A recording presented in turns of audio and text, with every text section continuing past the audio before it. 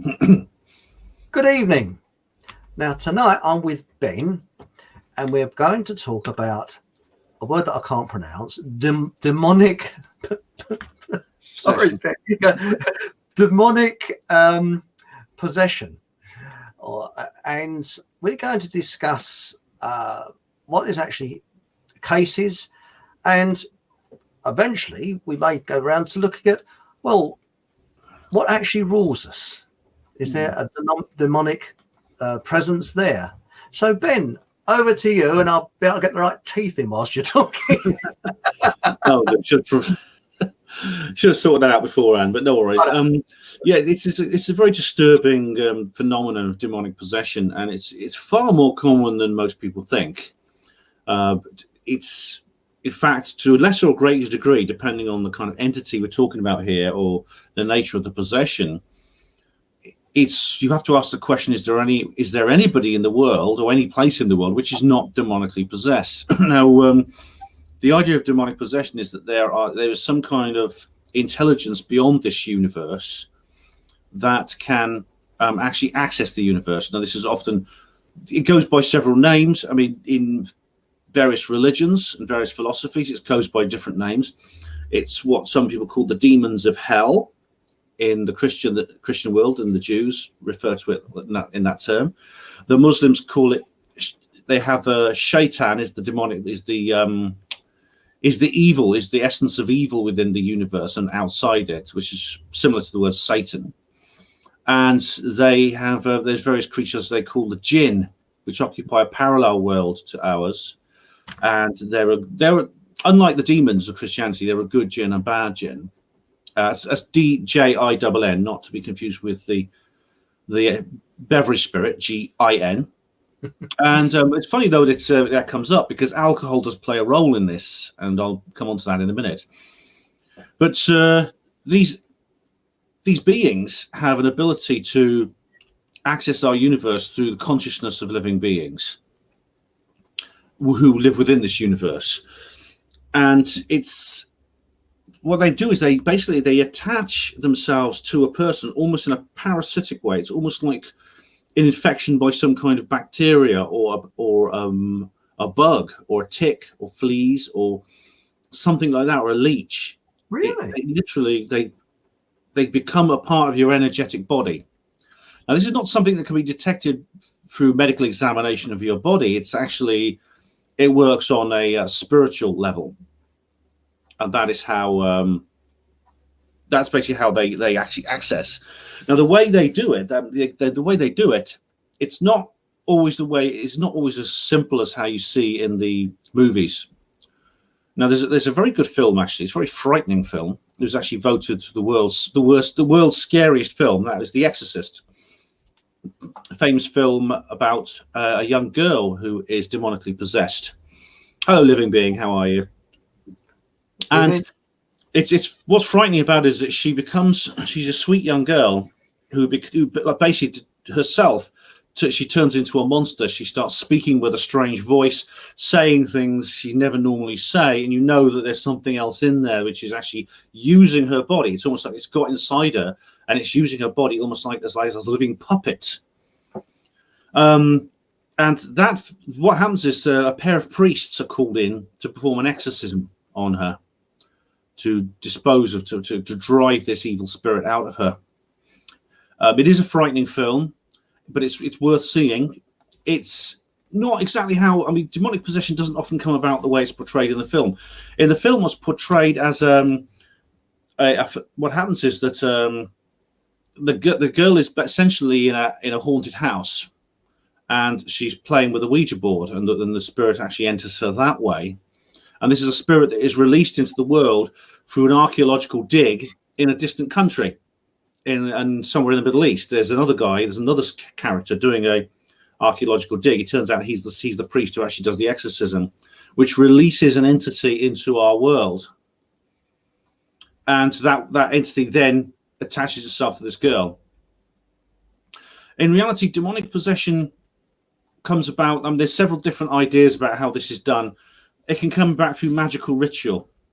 There's several spells that can be performed which can allow these entities into our world, into certain people, and they can then, but they can enter into the bodies, so they can enter the lives or the spirits of people who are not a part of these rituals through various ways.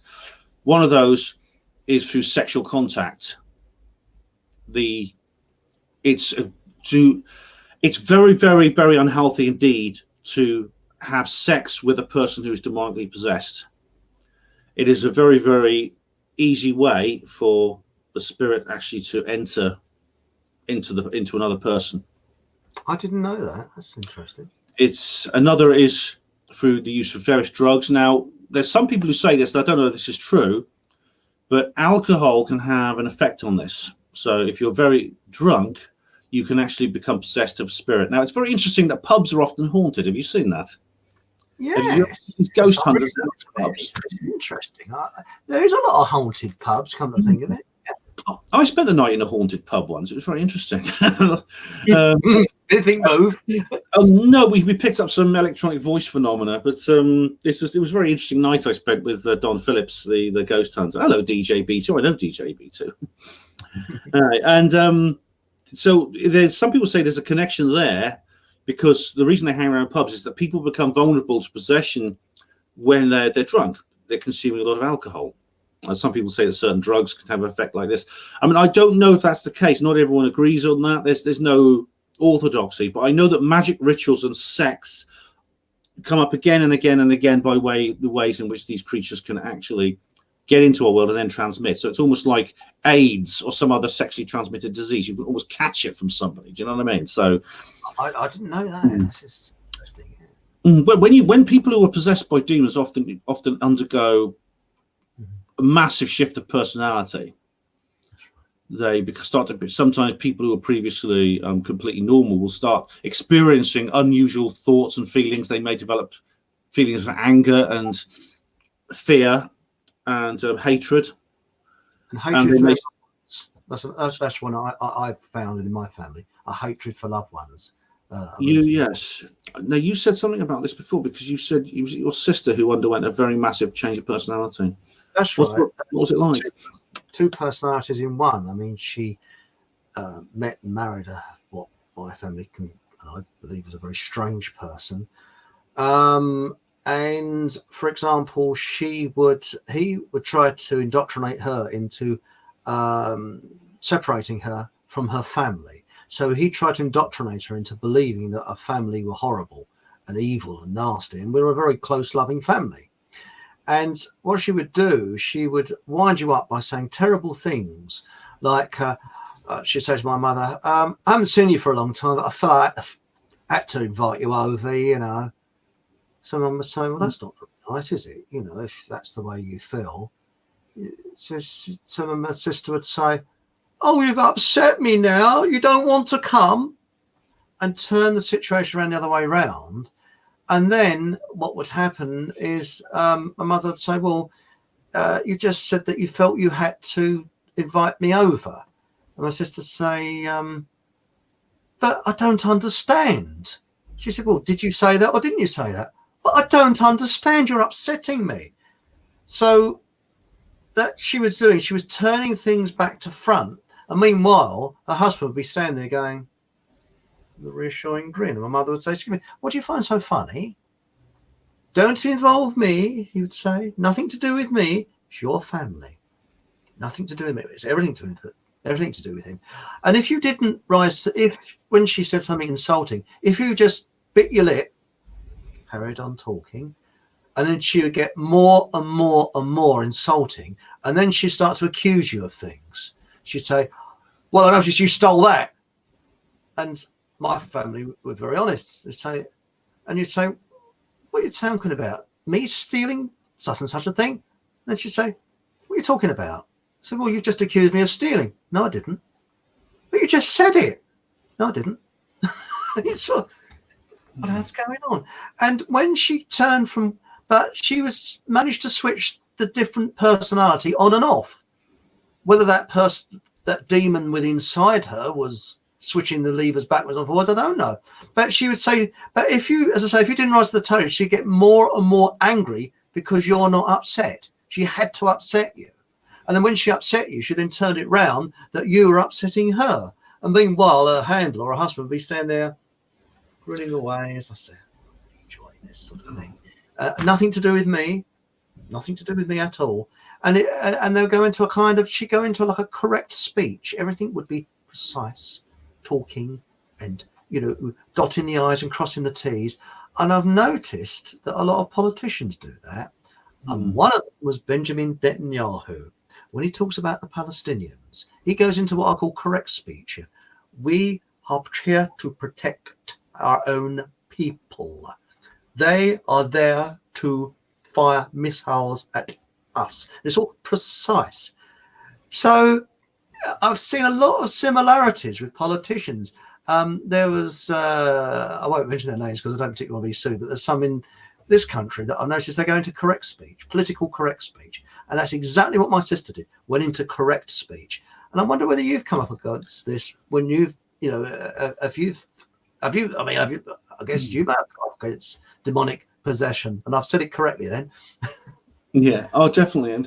And tell me, so this change in your sister's personality a direct result of marrying this man? This man then was the cause of your sister's change in personality, do you reckon? I believe so, because my mother would be very upset. She would be crying her eyes out. My sister would then sort of, in her house, would pick up a book and look at it.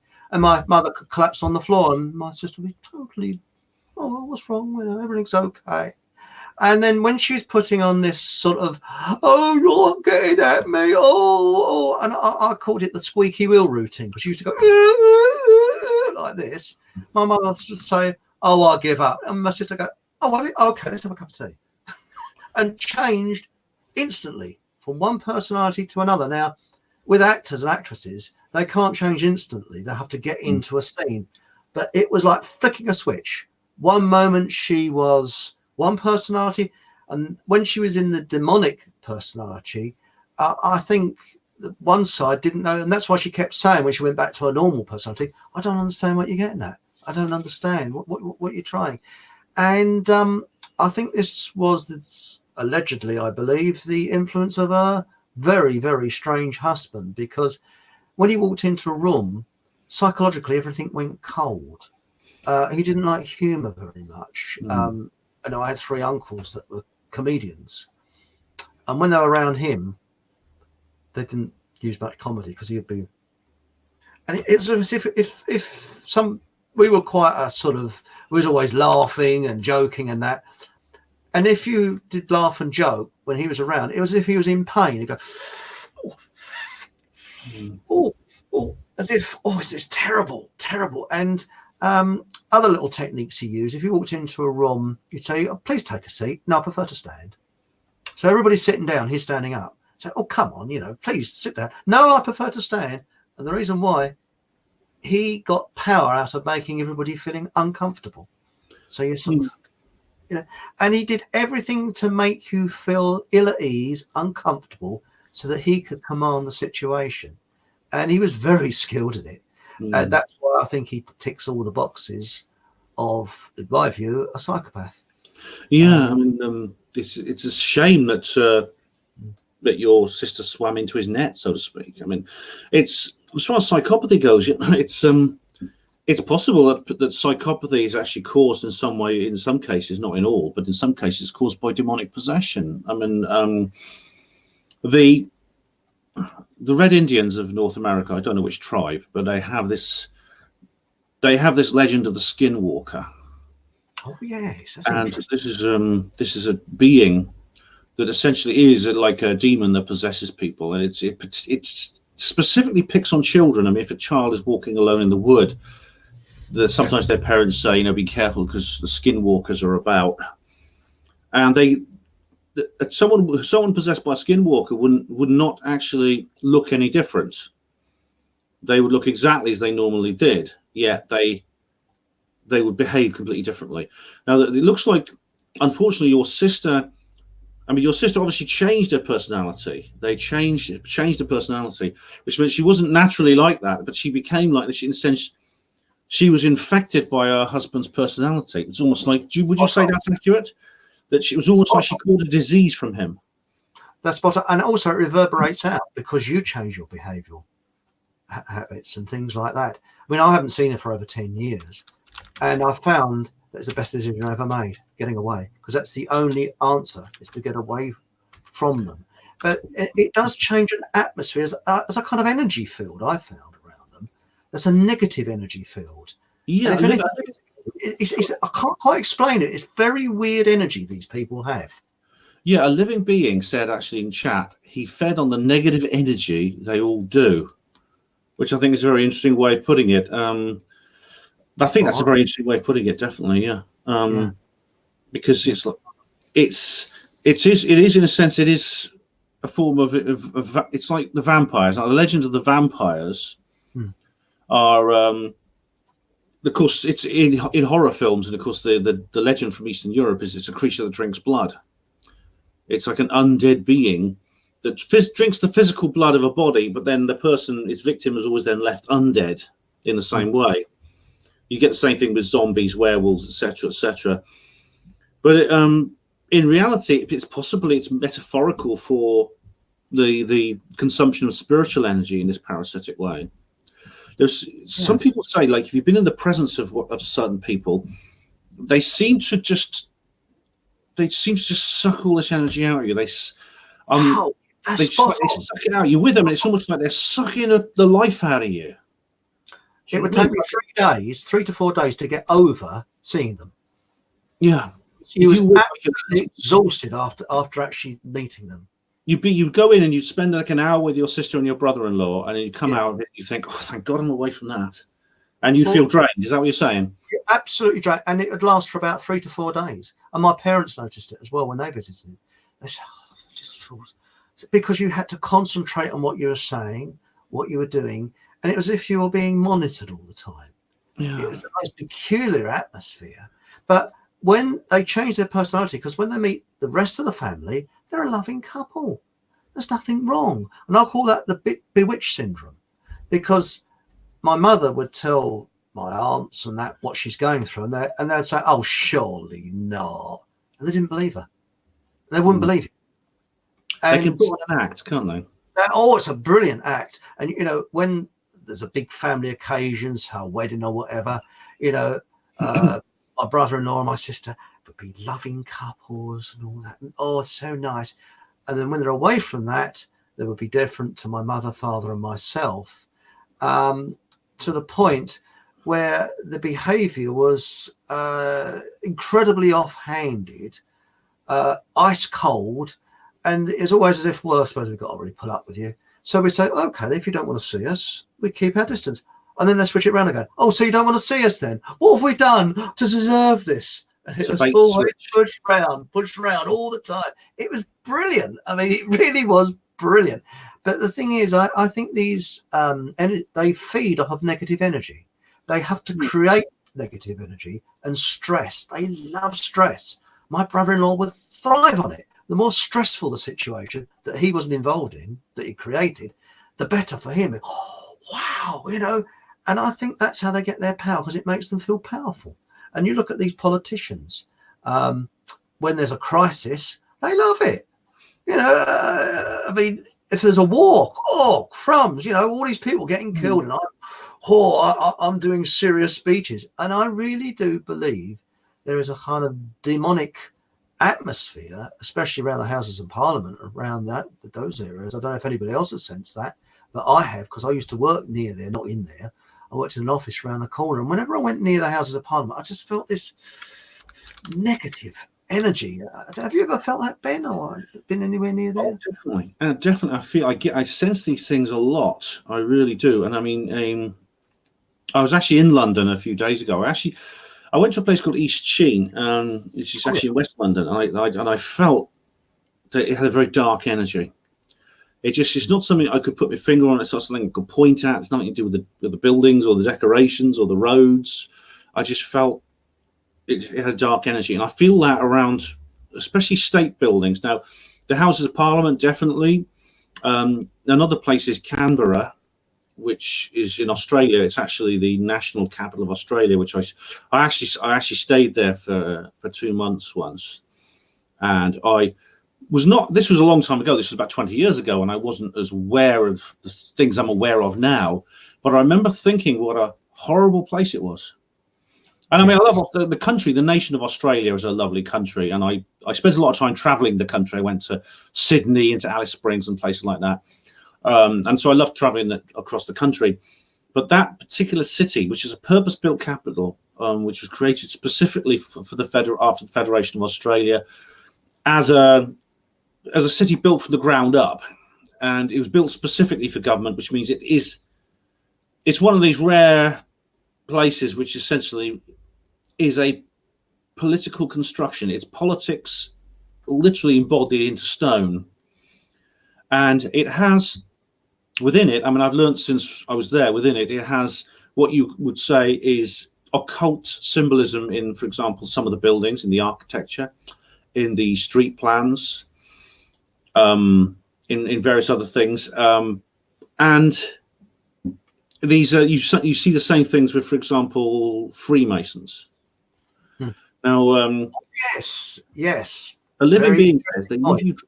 Sorry, Chris. I was just going to say, a living being says they leave you drained, and they're actually more energetic from it. Yeah, exactly. I know what you mean. Yes, and someone else says Churchill felt guilty about his love of war, but you mentioned war. Certainly, is a big. I think he's in a sense part of this. But government. Now, you brought up the topic of demonic possession within politics and government within the state. It's a very real thing. And when you get up to the level of parliament and things like that, I suspect that every MP or certainly every senior statesman has been through experience which would lead them to become demonically possessed. There are a few exceptions. I think in the last few years, we've actually seen a few people break through to the top who shouldn't have been there. We've talked before about President Trump in the United States. We talked before about Boris Johnson. I know maybe you have a different opinion there. I know Caroline does too. But I do think there's certain that rule has now been broken. But generally speaking, over the last, certainly during my lifetime, hi Monty, how are you doing? You get people like, for example, when you get to that level, it seems you look at them and you see how many of them are Freemasons. Now the number who are Freemasons, who are members of this secret society, it dates back to the ancient world. That's extraordinary. I mean, and they're very senior. In the Scottish Rite of Freemason, they reached the 33rd degree. Bill Clinton, for example, Tony Blair, and Kenneth Clark. Who else was it? Michael Heseltine. These are all senior people. A lot of them moved on now, but certainly these people were all Freemasons. They're members of other organizations, and the rituals of Freemasonry are designed, for example, we know the basic entry rituals involve blindfolding, weird kind of ceremonies involving swords and things like that, and rolling your trouser legs up, and threats of various kinds of punishment. But once you get up to the higher levels, I mean, you'd have to actually be initiated to know exactly what happens. But I suspect. Sorry, I didn't mean to cut across you there. Sorry, carry on, Ben. I was just going to say that I was going to pass it back to you, but I just wanted to say I suspect it's something related to the things Aleister Crowley did, black magic. Well, that's right. Well, there's two things, or three things rather. I did a show with Caroline all about Freemasonry. And there's also a film on the Eric Von Essex, my YouTube thingy-bob, and it's called what was it? So it's a film that was made in 1943 in France. It's worth watching, and that's all about Freemasonry. But I'll let you into a little something. My brother-in-law's father was a Freemason. Oh wow! Right. Of course, every Freemason that I've ever come across has always been they always say it in a lower tone. It's high level, of course. It's always very much. And his family were superior to the Queen because he was a lower tones Freemason, and of course he could always get things. It's interesting. It's interesting this man came from such an elite family, because I think the higher up you go into, when you get up into the upper classes, you get more and more of this. You get more, and I think you get more of these kind of demonic possessions. And certainly, like I said, the people who go into to become the leaders of governments, the government corporate world, for example, I suspect that for example, I suspect that they are all possessed. Now, it's interesting that a good way of judging this is by trying to contact people or listen to people who knew certain senior political figures before they were so important. Now, one of these is a guy called Robert Harris. Mm-hmm. Robert Harris, he writes books. He knew Tony Blair. He knew Tony Blair before he was famous. Just let me answer living being. Yes, I do, living being. I thought I should put tag living being in this. Yes, he does. I'll just click here. There we go. That's me. I just thought I'd let him know. Yeah, thanks, Eric. Chris, Eric. No, I don't mind. But the Ghost. He wrote a book called The Ghost. This is very interesting. It was made into a film called The Ghost Writer, and he says that Robert Harris says this character, the main character, is actually is an ex-British Prime Minister who basically is living in the United States under political asylum because he's going to be arrested for basically starting an illegal war in the Middle East, and. Harris says, I based this character on Tony Blair. He knew Tony Blair before he became famous, and he said he was a good guy. He was a perfectly reasonable chap when he was a backbench MP, before he became famous. And Harris said that we got on perfectly well. But then he started to go up in the world. He went to the Bilderberg Group. He went to the Bilderberg Group, I think, in 1982. I think it was. He was at the Bilderberg meeting. Then he, thanks, living being. Then he went to, he started going up in the world in the shadow cabinet and things like that. Then John Smith conveniently died and allowed him to become Labour leader. And Robert Harris had to tell him to get out of his life and had to say, I don't want to see you anymore. Thanks, Monty. I don't want to see you anymore because you're just a horrible person now. And he said this guy completely changed. Tony Blair completely changed. And when he was Prime Minister, he was so cold and ruthless that he could drop a bomb on an entire city in Iraq and kill thousands of people and not lose a moment's sleep over it. Well, I've actually seen this in I was freelance, and I've seen people that have been put into senior positions and suddenly change. They become absolute monsters overnight. This sort of like power surge and that type of thing. But with Freemasonry, I hope they haven't got my telephone number in it. But I was saying to Caroline the other week, supposing, I'm not a Freemason, I never would be, and I definitely won't be after this. But supposing we came to you, Ben, and said, right, I'd like you to join the lodge, and you'd say, okay, what do you do? Now, if you join a dancing club, you go there to dance. If you join a dance club, you go there to play darts. What do they do? Well, we'd like you to go with a load of men, right? And we need to do some secret rituals all together, right? What does that achieve? Well, I can't tell you. It's a secret. Would you want to join anything like that? No.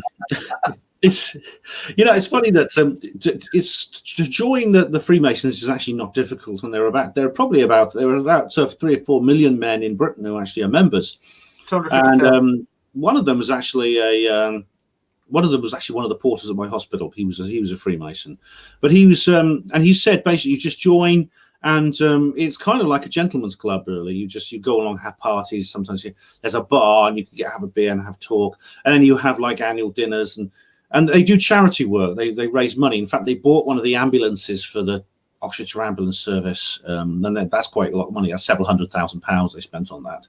So they raise money for charity and things like that. That's low level. That's Boy yeah. Scout. But the thing about it is, I said, well, you join, but can you go up from there? Are different levels. He says, oh yeah. He said, you can be promoted within the Freemasonic structure. And it's the same with all these societies. There is a basic level of initiation, and pretty much anyone can actually join. Anyone can get into that. You just need a couple of people to propose you. So it's all you have to do is know a couple of these guys, and they'll propose you. You go through this. Well, you go through this ritual where they put a blindfold on you. You have to swear oaths and things like that. And then, but then, of course, if you're the right kind of person, you might be recommended for higher levels. And Monty says it's fairly benevolent at the base level. It is. This guy I knew at the hospital, he wasn't demonically possessed. He wasn't a psychopath. He was a hospital porter like me. He was working class like myself. Certainly not elite. So you go up the levels, and the rituals change. You're probably initiated into more secrets. You might find you become more successful in your profession, whatever it might be, being promoted and things like that. And of course, the Scottish Rite of Freemasonry, which is the biggest secret society on earth, has 33 degrees. And that's an awful lot. That's a long way you can go up. I mean, but if there's like so many million on the bottom, you could probably work out through the law of pyramidal numbers that there's only a very small number at the 33rd degree. And so when you look and see that Bill Clinton is a 33-degree Freemason, Tony Blair, all these people are 33rd degree Freemasons. And once you get to that highest level, you've been through any number of rituals and had any number of secret meetings and be initiated into all kinds of knowledge that no ordinary person would get, including your fellow Masons at the lowest degree. It's like another world.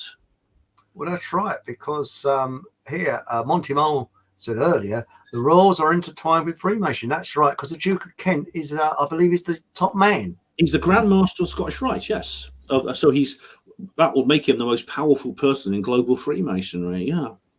Because if you go, I used to work in Longacre, and that's down in London, and it's where you used to buy all the maps and things like that. It's theatres and things down there, isn't it? It's like the West End.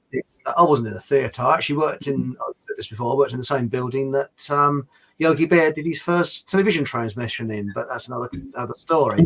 But no, and lunchtimes, I go for a walk out, and that's where the Grand Lodge is. And opposite the Grand Lodge, there's a lot of, not that many, but a few shops that sell Masonic regalia. I mean, to me, when they're all dressed up in their regalia, they look like posh ice cream salesmen. Can I have a choc ice, please, and a coldish biffy.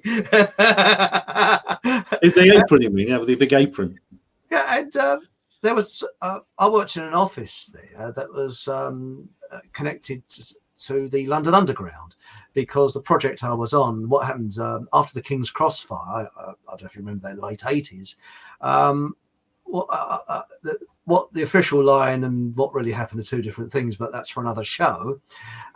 They had to upgrade all their stations, so they started up an architectural department and got loads of contract blokes like myself in to update these stations. Now, a lot of the people in the office were London Underground, and a lot of them were Freemasons. And one of the blokes said, "Oh, do you want to come along and have a look inside the Masonic Vault and take you in there?"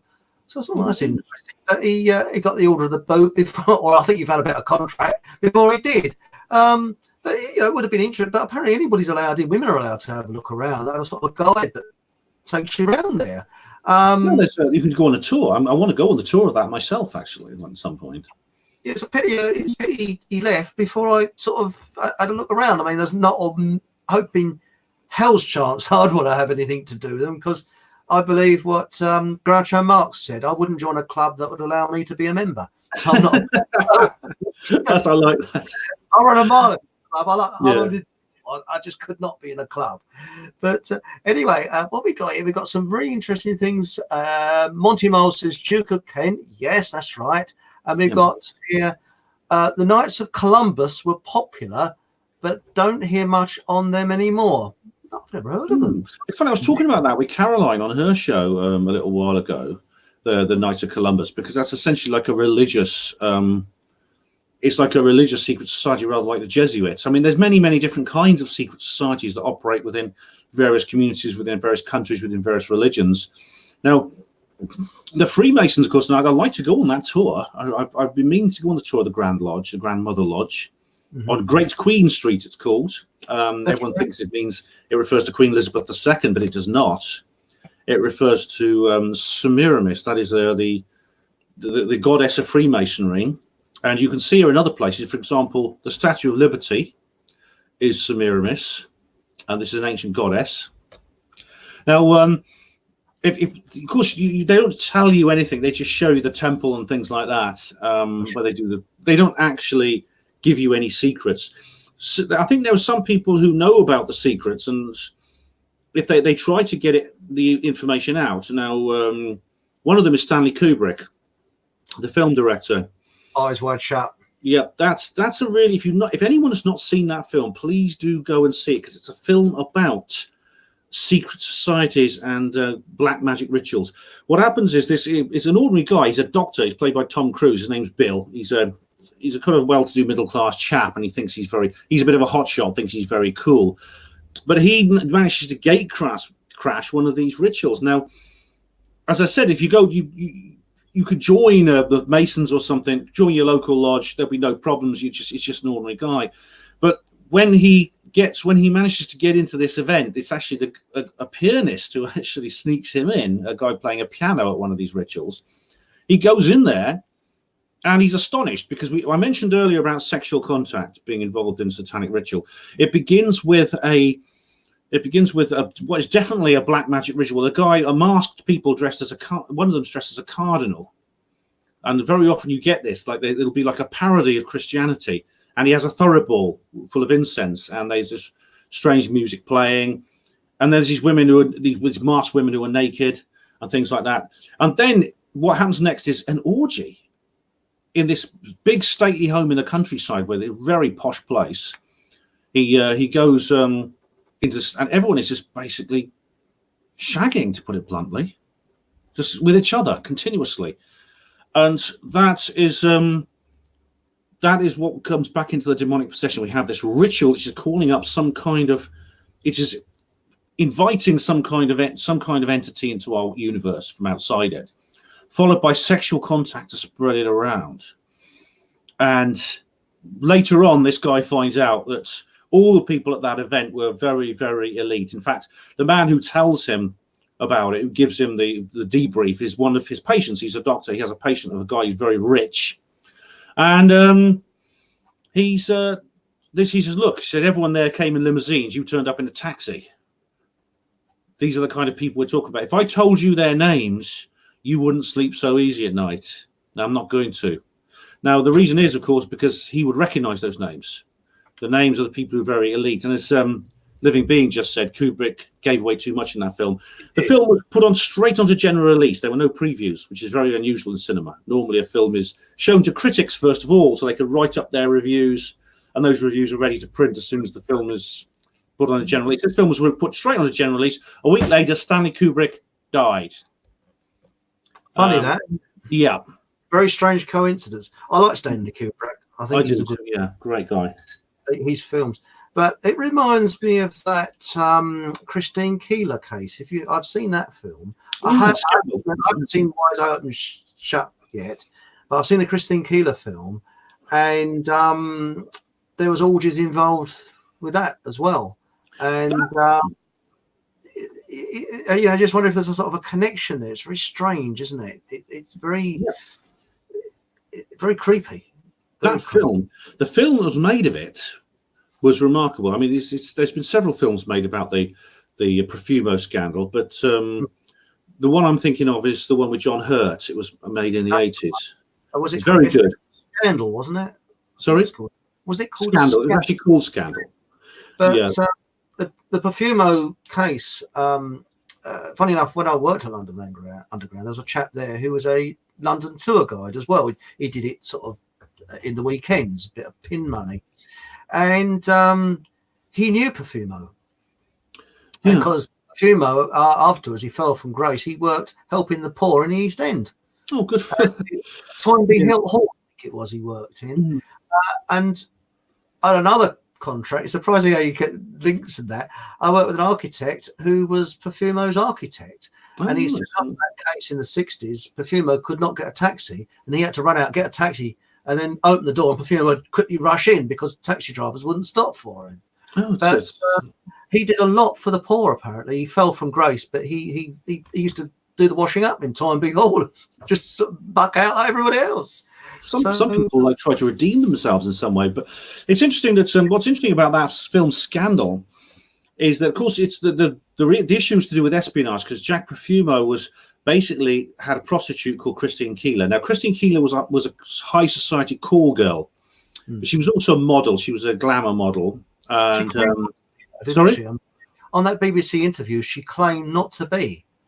Well, at the time, everybody thought she was.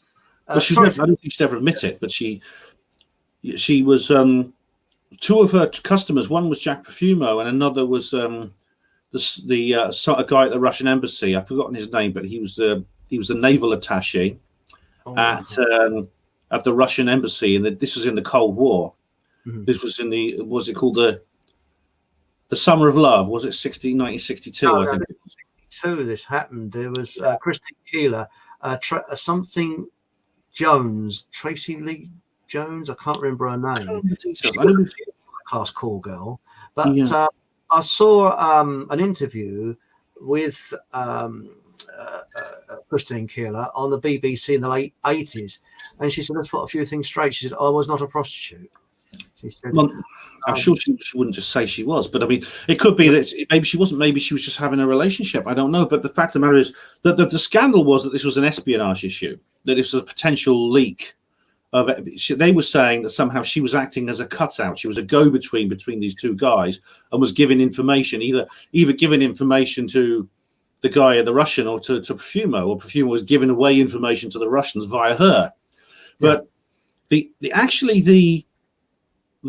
what's interesting about the film is you mentioned earlier the orgy scene, and that doesn't come out in the news, but there's a scene where Christine herself, the woman player, does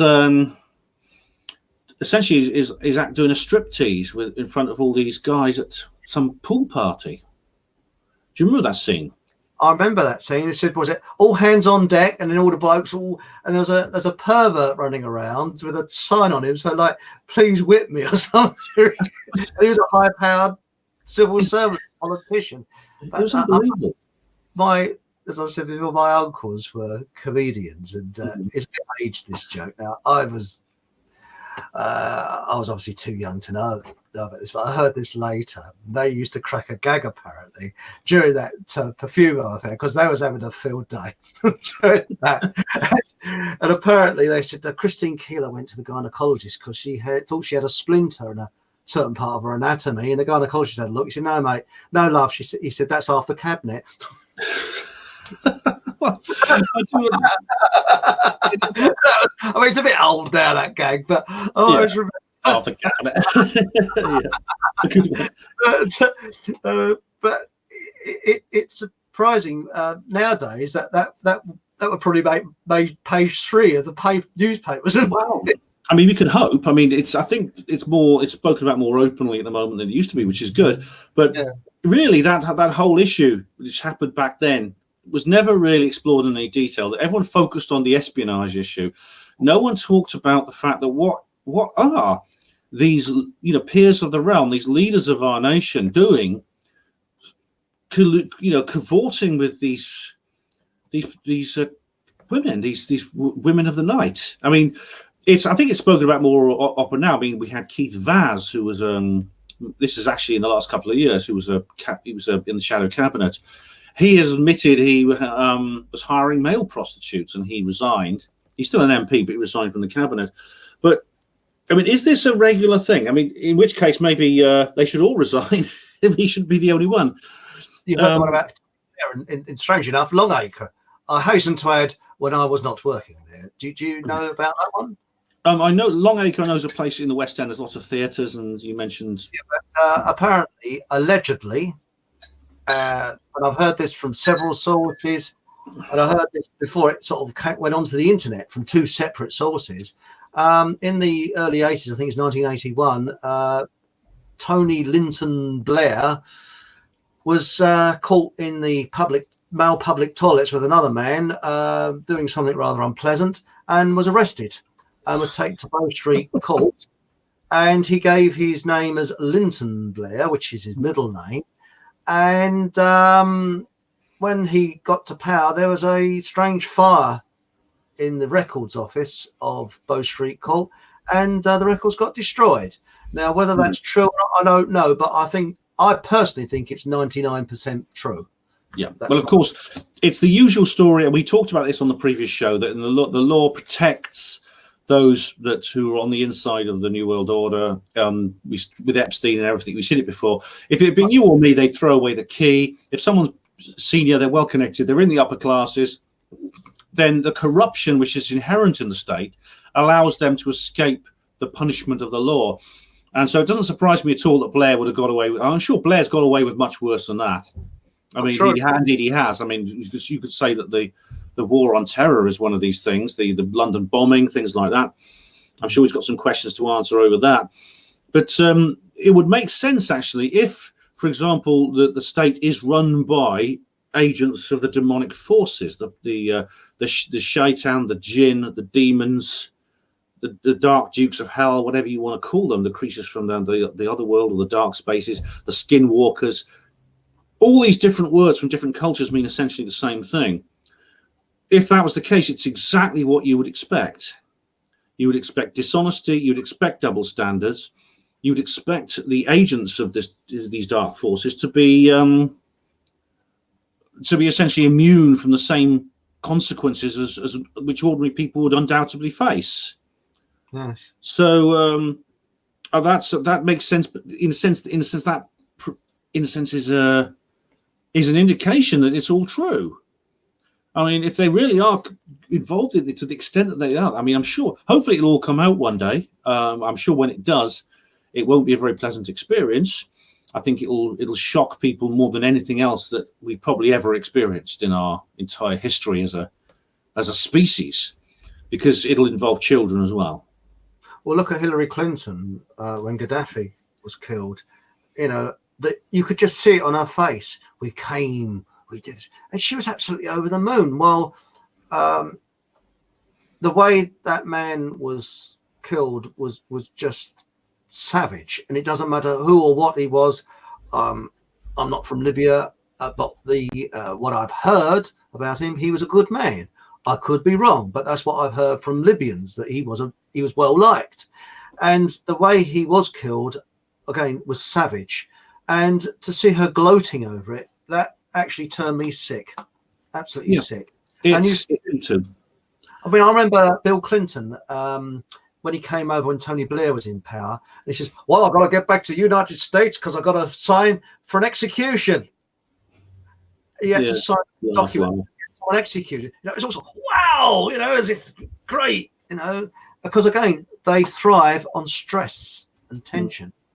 And there was a famous judge apparently just after the war when they had the death sentence that used to get actually and I've found this out again from several sources, they used to get sexually excited when he did the death sentence, when he put the old black flop on, and you know, he really got worked up about it. He loved it because he got some sort of power from the stress of what's happening in the situation. And I often wonder whether a lot of these judges, I mean, most of those are Freemasons, but I just wonder if there's something rather perverted about them. I just, you know, creepy. Well, again, can you become a Crown Court judge without going through this experience, without going through into this experience, initiation to the Freemasons at higher levels, the kind of things you see in Eyes Wide Shut, or the things the various pool parties and things where there's I mean, this connection between death and sex is continuous. I mean,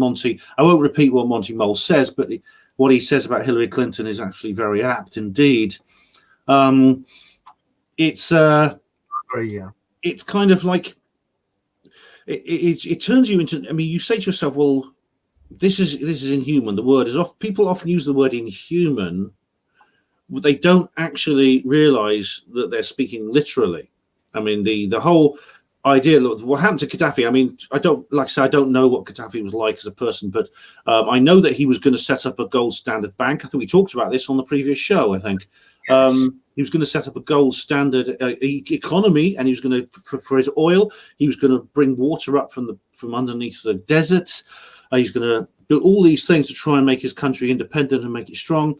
And as David Shayler, the MI5 agent, said years ago, the government basically decided to destroy him by funding and arming people, Islamic extremist terrorists who were planting bombs and shooting people in Libya for over 20 years. And then, of course, eventually they take over the entire country. And Gaddafi is basically, they kick the crap out of him. A lynch mob just catches him, kicks the crap out of him, and he ends up dead in the street. And then and Hillary Clinton's, the only response is they laugh about it. I mean, it's so different from, this is the difference I think with President Trump. I mean, he did actually kill someone the other day, but it was what they say military parlance, a surgical strike against a guy. Now, and we talked about this on the previous show, and I don't know, again, I still haven't made up my mind exactly what's going on here, but I do think that there was a distinct difference in his attitude to some of his predecessors. I don't think he enjoyed what he did. He looks like he's not going to carry on any further attacks. I think what I suspect is if Hillary Clinton had been president instead of him, we wouldn't have seen a car blown up in an airport. We'd have seen a city bombed. I agree. And thousands killed. You should have loved it. Absolutely loved it. You've got to ask yourself. Sorry, carry on. What I was going to say is that one of my beliefs is that if you read Dr. Hare's books, he's the leading authority on psychopaths. And he's come very close, in my opinion, to admitting they're not quite human. And I think psychopaths are a subspecies. And I think we've got them, and then we've got these demonic beings, or whatever they are, and they seem to get into people when they're at their lowest point. For example, my sister met her future husband after she had this major heartbreak. She was engaged to be married, and the chap dumped her, and she'd had a terrible illness, and he got in at her lowest point. And it's a bit like when you see cheaters after wildebeest. They're not going to pick on the fittest and the youngest. No, they're going to pick on the stragglers. And these people that are demonically possessed seem to be they know who to jump on, who to use. And I've often felt as if I was psychopath fodder, because I like to be easygoing. I don't like to be offensive to people. I like to be liked. Most people do. But then a lot of those type of people are not going to pick on a tough guy, are they? They're not going to pick on a John Wayne type character, are they? They will definitely go. They will definitely seek out people they think are vulnerable. Yeah, they will do, and it's sad actually that they do that. But it's like you say, is that like the cheetah will go for the wildebeest that's straggling at the back, the old lame one, rather than take on the ones with the big horns that can turn around and spike them with their horns. But there are, I think, individuals who are born psychopaths. It's possible that the possession begins before birth or during pregnancy. On the other hand, there are people who become psychopathic, and we talked on previous shows about pseudo-psychopaths. Sociopaths. Yeah, but there are those who do change under the influence of another person, and they change in a way which is really disturbing. You yourself witnessed this with your sister. My own mother, her personality shifted enormously at a certain point, and this I think may have had something to do with the influence of Centaur, the psychopath I told you about on a previous show. He was a man who basically he took over our family essentially. Both my parents fell under his spell, and he was a psychopath. Whether he was demonically possessed or not, I don't know. But he had an affair with my mother. He had a sexual relationship with my mother, and I think that maybe that had something to do with her change of personality. You've got a good point there. And another thing I think with my family is I think we were at fault because we were too polite. You see, my brother-in-law got away with it because we were too polite. If we'd have been like northern folk and said, "Oh, what the hell's the matter with you then? Get out of this house," And my father admitted before he died, he said his father, who was a bit of a tough guy, he said, my brother-in-law wouldn't have lasted 5 minutes with him around. He'd say, got tongue in your head? Well, he wasn't northern, but he'd say, got tongue in your head? Well, you better use it then. Or get out of this house. He wouldn't stand anybody with weird personalities or anything like that, because his father was totally blind and he was very perceptive. He could pick up on people. And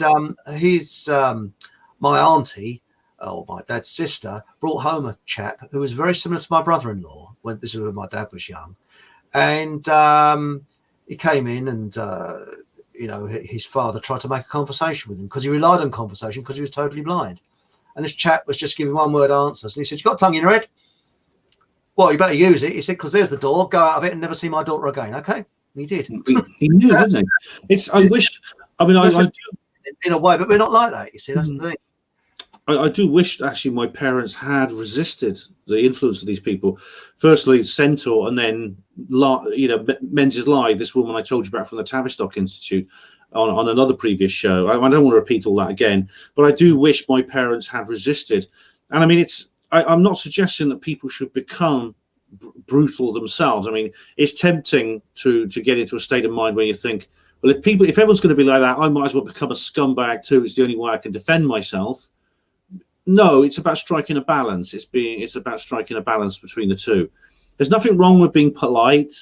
I don't think you can be too polite or too nice, but you can fall into a trap where your niceness and politeness reaches the extreme that you become defenseless, and that's what you've got to avoid. I think if people are going to take advantage of that, then you need to have a way of repelling them. And this is something that my parents couldn't do. They just couldn't do it. That's the thing. I mean, if a lot of guys are asking about this in the chat box, Monty and Stewie and people like that. Well, what you can do is I did some previous shows with Chris where we talk about this in detail. Do you remember? I think it was maybe our first or second show. That's right. It's easy to get carried away. Sort of, we're both, because we've had a personal experience of it, but it's sort of on a bit. This sort of in society, I mean, I believe, I'm not religious, and I've said this many times before, but I do believe in karma, and I believe that what you put out, if you treat people like you treated yourself, you can't go far wrong.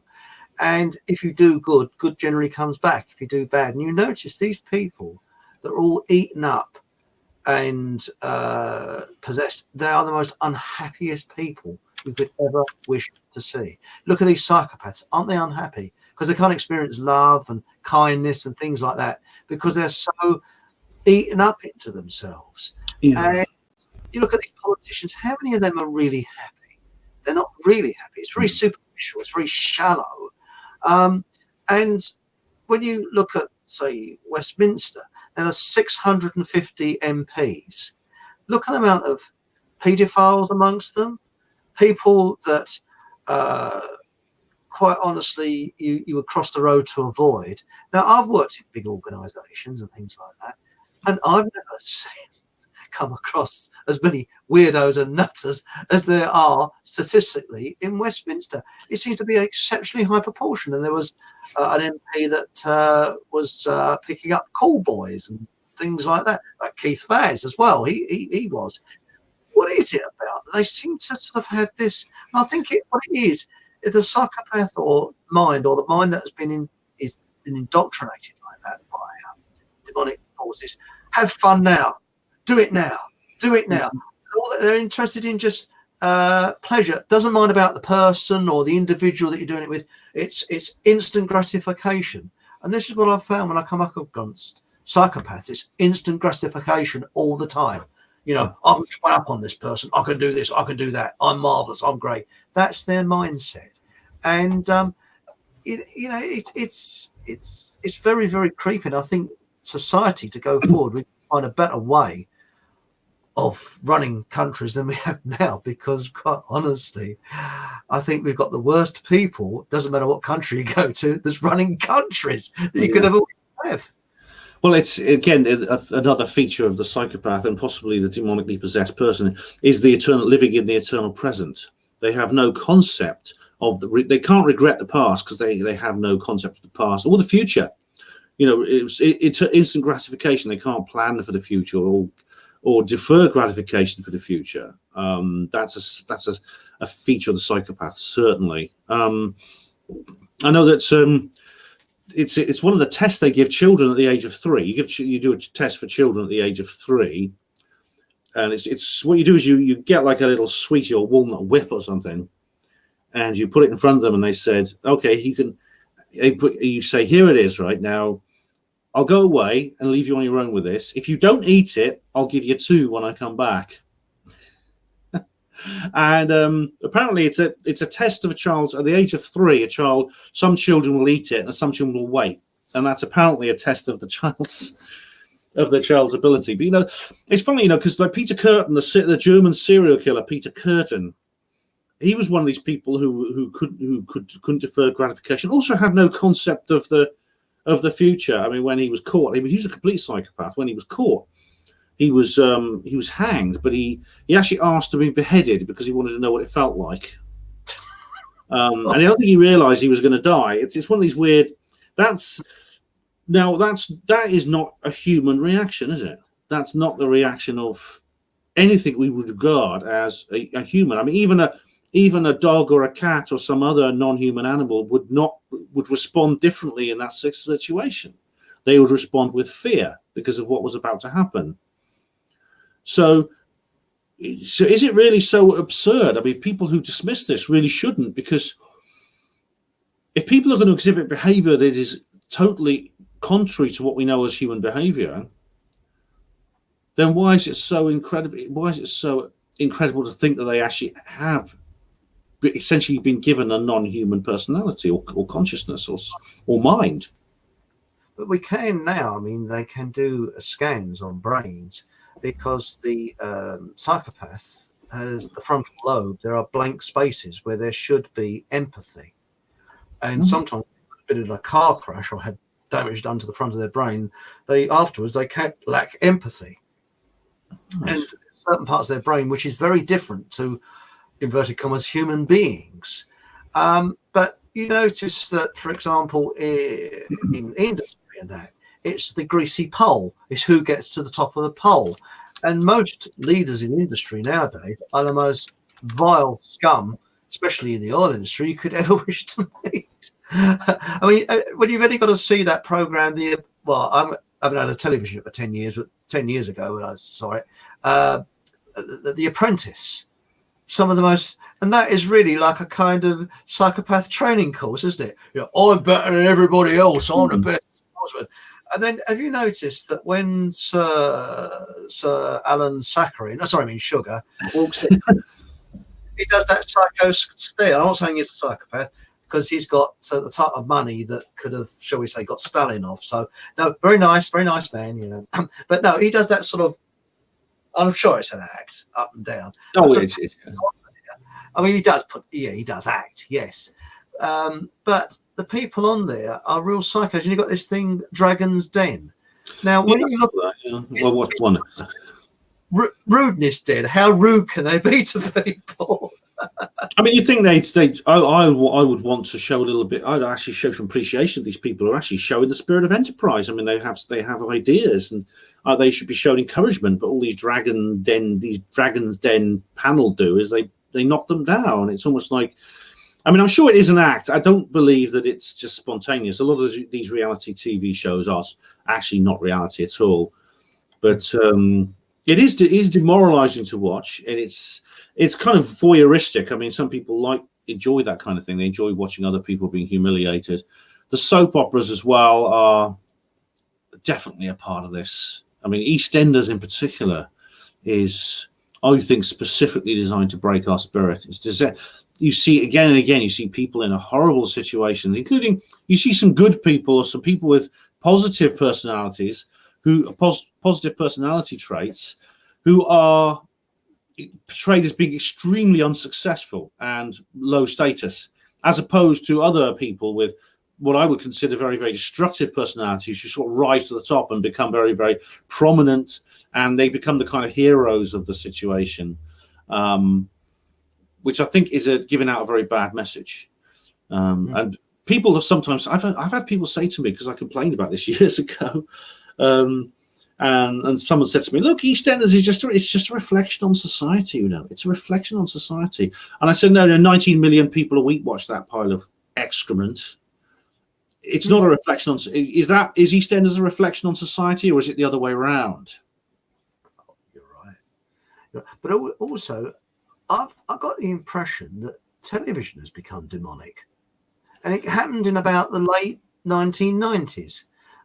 You did have comedy, the best comedies, 60s, 70s, and early 80s. And after that, it sort of fizzled out. And you had documentary programs that were interesting. You had scientists, real scientists, people like David Bellamy, who was slightly eccentric, but really good. I'm old enough to remember Magnus Pyke. I mean, I should think nobody here would remember him, but he was an eccentric, but he was very interesting. Now we got this sort of Professor Brian Cox. They sort of wheel him out, don't they? So, well, I'm very boring, and it said it in this book that ghosts don't exist, so they can't. You've seen my video. You may have seen my video on that. Yeah, the Cox is horrible. Well, he can cure insomnia, can't he? You just 10 minutes to listen to him. Yeah, but unfortunately, I have to throw up first. Yeah, but it's true. I mean, television has gone downhill. I mean, terribly. Which is it's a shame actually, because modern technology has allowed us to have, on the technical side, television is head and shoulders over what it used to be. We now have big flat wide screens, 3D TV, thousands of channels on digital cable, and more money is spent on TV production than has ever been spent before. I mean, the television productions now are on the same level as the big screens, Hollywood cinema, and things like that. Yet, I remember from the old days, I'm getting old, but I remember from the old days when a TV was it's a small wooden box with an 18-inch screen, and there were 4 channels or 3 channels, and no catch up or anything. You just had to wait for your program and watch it and enjoy it, things like that. But the quality was so much better, and television has always been used as a tool of control. We were talking on, I think it was this show I was on, we were talking about John Logie Baird and his connection to paranormal research. That was it, yeah. But the psychological think tanks who are behind a lot of cinema also switched their attention to television. And they realized that television, from its very earliest inception, they knew that, hi, Stephen. I know Stephen. And from the very earliest inception, they knew that television could essentially be a hypnotic eye everyone has in their room, like the telescreens in 1984, giving out the prol feed. It's we could do an entire show on that, couldn't we? Oh, we could, because I was in the massive day, the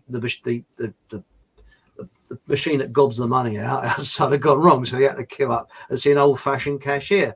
And I was standing there because I needed a couple of quid to spend in the market. So I was standing there in the queue, and they've got this huge television screen blasting out News 24 with the same old thing, a reporter walking towards the camera, being very sincere. And I was talking about some crap hole in the East End where something was going on. And I thought, and it was like a kind of a cross between who's got the best haircut, a fashion parade, and who could read the script the best. It's all very assertive. We know best. We're telling you the truth. We know. And now we're going to speak to a community leader about this. Who is this community leader? And then we go back to the studio. I was standing there, and I only had about a minute of it. I thought, I can't handle this. I want to get to the cashier as soon as possible. Yeah, but they're everywhere, aren't they? They are literally they're big TV screens in the middle of the street now. They're in every pub, and they've got one in the middle of the street. I haven't been there, but apparently there's in the middle of the street. But I think that really, when you look, for example, at the 20th century, now just look at this logically. More people were killed by their own governments than actually by all the wars put together. Mao killed they don't know the full figure. Some people say 800 million, some people say 1 billion. We don't know. Stalin wiped out 60 to 100 million Christians. We don't know the full figure. And how did they do that? Because, and the way they did it was using ignorance, and they're using the same techniques as I think they're using today, that they've honed them in even better. Because as I was saying the other day to Mark Windows on the program, you go to people in the street, you say, excuse me, do you know that Agenda 2030 is going to be like a mass genocide? And you'll get, oh, is it? What group is that by? Was that on EastEnders? God. I didn't read it in the Sun, so it must be a conspiracy theory. Yeah. Oh, you know, people, and I've found that when you speak to people, they switch off. I was speaking to somebody who loves David Attenborough and believes that the world's going to end and we're polluting the world and all that old nonsense. And when I said, well, there's Piers Corbyn and there's other scientists that say that it's a complete load of rubbish, and David Attenborough is a presenter, he's not a scientist, boom, the brain switched off. And all they did is keep repeating what David Attenborough has told them via the television, which was a load of old nonsense, because he's paid to read the script. He's not a scientist. Yeah. That's all he does, you know. I mean, it's not complicated. It's not a complicated logical equation here. We actually have we have the Agenda 20 itself and various other people, various other think tanks saying we need a world population of 500 million.